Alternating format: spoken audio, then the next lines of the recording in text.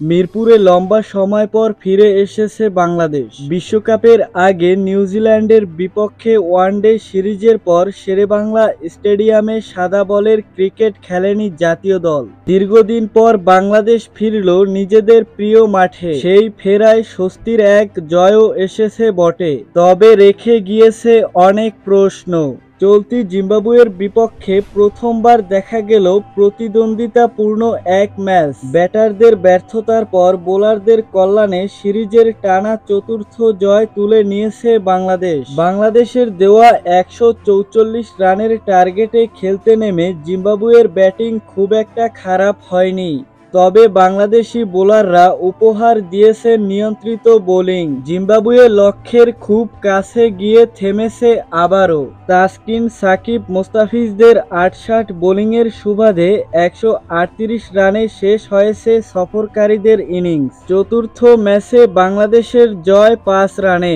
টসে হেরে প্রথমে বাংলাদেশ ব্যাটিংয়ে নেমে দেখিয়েছেন ব্যর্থতার চরম চিত্র।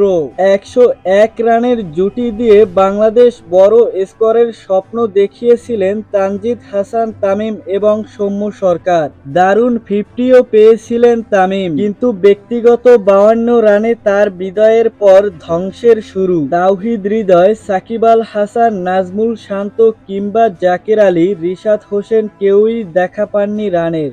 42 রানের ব্যবধানে 10 উইকেট হারিয়ে বাংলাদেশ গুটিয়ে যায় 143 রানেই। শ্বাসরুদ্ধকর এই ম্যাচে জয় এনে দেন সাকিব আল হাসান। 299 দিন পর টি-20তে ফিরে নিয়েছেন 4 উইকেট। তিনি খরচা করেন 35 রান। অন্যদিকে আইপিএল থেকে সদ্য ফিরে আসা মুস্তাফিজুর রহমান 19 রান খরচায় নিয়েছেন 3 উইকেট, হয়েছেন ম্যাচ সেরাও। তাসকিন আহমেদ 20 রান দিয়ে নেন 2 উইকেট। তো দর্শক, ভিডিওটি সম্পর্কে আপনার মূল্যবান মতামত কমেন্টে লিখে জানাবেন। আর ক্রিকেট রিলেটেড যে কোনো আপডেট পেতে চ্যানেলটি সাবস্ক্রাইব করে পাশের বেল বাটনটি অন করে দিবেন।